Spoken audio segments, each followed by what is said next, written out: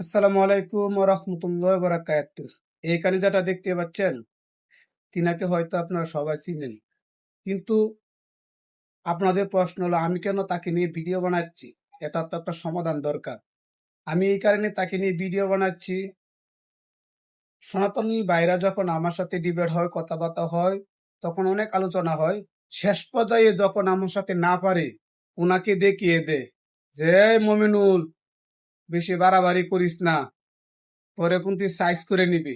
আমি তখন বলি, ঠিক আছে, যদি আমাকে সাইজ করে তা করুক, কিন্তু আমি তখন বিশ্বাস করব আমাকে যে সাইজ করবে উনি, উনার নিজ দিয়ে যে একটা জিনিস আছে, এই যে এইরকম চুক্কা, ওই চুক্কা জিনিসটা যদি উনি টান দিয়ে সরাতে পারি, সেই দিন আমি বিশ্বাস করব না, তিনি আমার ক্ষতি করতে পারবেন বা আমাকে সাইজ করতে পারবেন।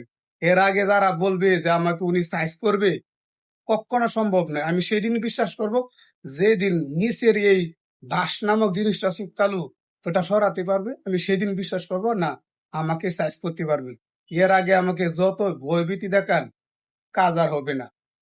সমস্যা এক জায়গায়, বাঁশ সরাতে হবে ওনার। উনার যদি এই বাঁশটা সরাতে পারি, সেই দিন আমি বিশ্বাস করব, সেই দিন আমি বিশ্বাস করব যে উনি পারবেন আমাকে সাইজ করতে। এর আগে আমি কখনো বিশ্বাস করব না, আমি কখনো বিশ্বাস করব না যে উনি আমাকে সাইজ করতে পারবেন।